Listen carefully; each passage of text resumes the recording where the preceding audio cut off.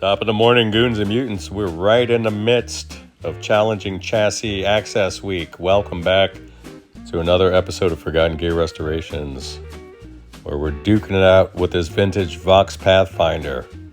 It's going to need a power cord. It's going to need a cap job. It's going to need some love. Quirky and interesting design here, like most of the older Vox products. So check it out. Don't forget to like and subscribe. Do the whole thing. Hope this finds you and yours well. Bye. Good morning, goons and mutants. Chris. I'm looking at your vintage Vox Pathfinder. What is it?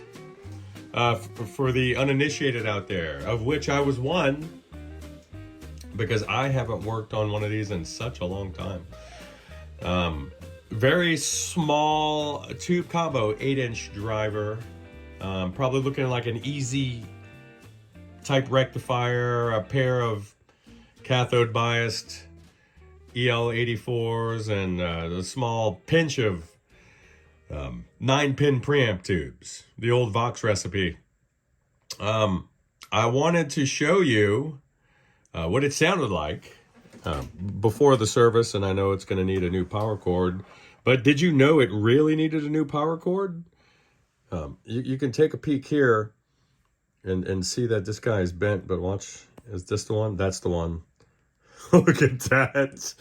So I always kind of pulling these a little bit because about 10 years ago I had one become lodged in my power supply, and ever since then I just kind of give them a gentle little tug and make sure they're in there, and this was the one.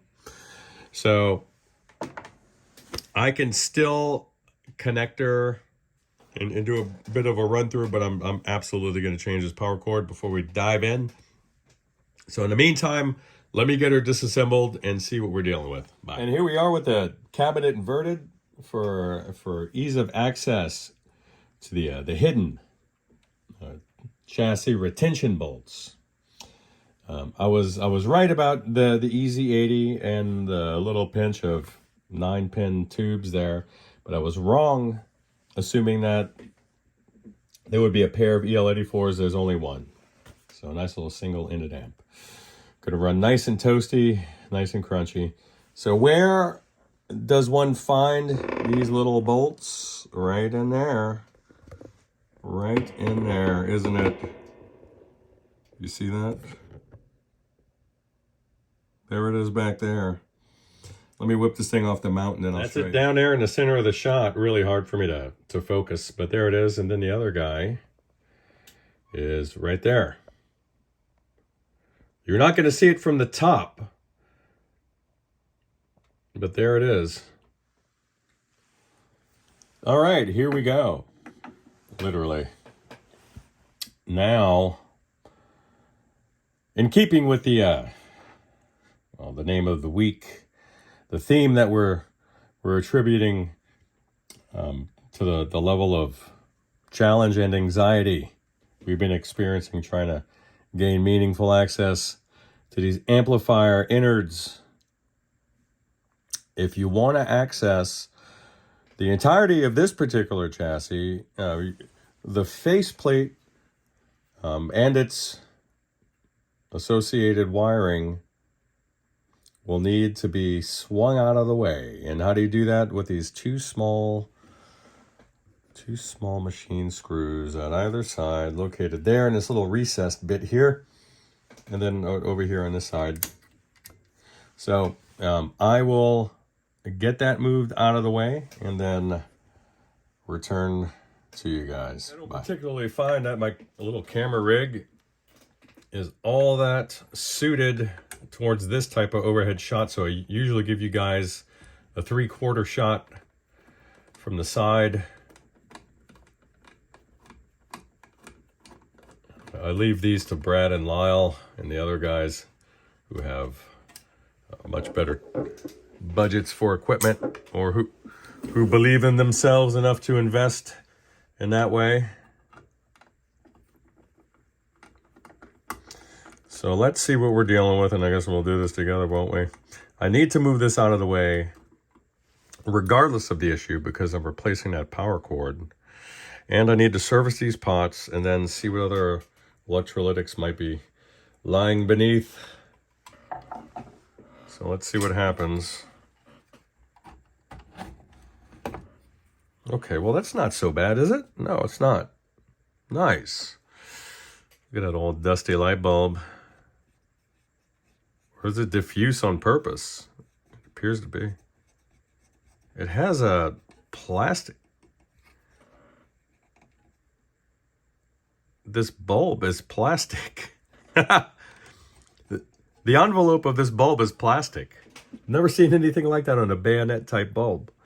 But awesome, we have easy access to the pots and the jacks, and we'll take advantage of that while we're here.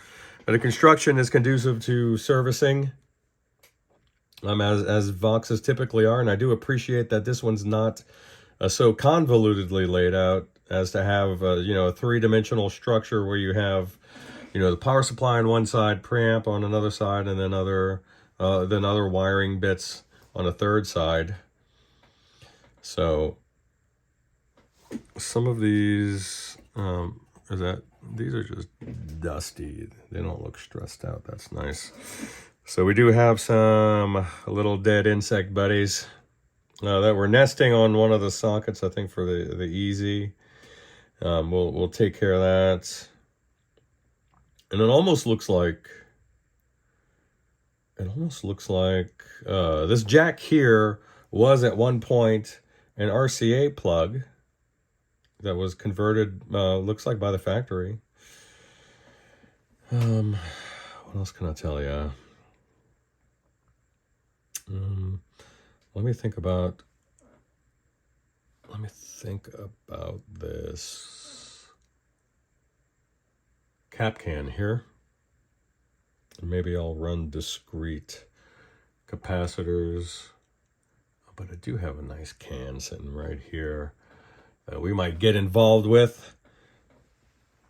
This has a triangular punch to accommodate this particular style of Mallory cap. This looks like an old Mallory cap that's singing in the chassis.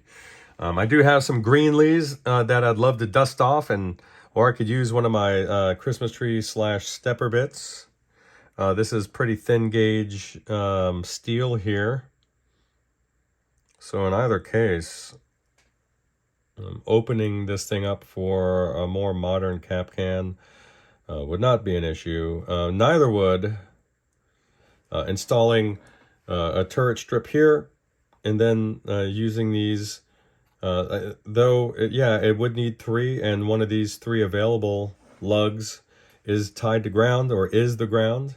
I can simply use this as the ground plane for the 3 I'd be installing, and just take it from there.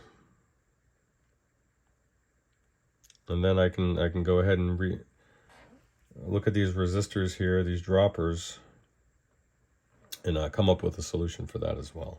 So stand by. Okay, Chris, so here's where I'm going to leave off for now. I was able to reuse some of the holes in the chassis and set up a little terminal strip there, and then we mounted some discrete filter caps. I bumped them up to get a little more noise rejection.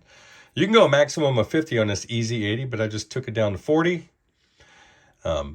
These actually test okay, but I'm going to replace the one sitting there doing a cathode bypass duties here on your power tube. I cleaned the pots. I still have to do the jacks, and then on the opposite side, the tube sockets, and replace this power cord. But outside of that, she should be ready to roll, so I'll give you an update soon. Bye.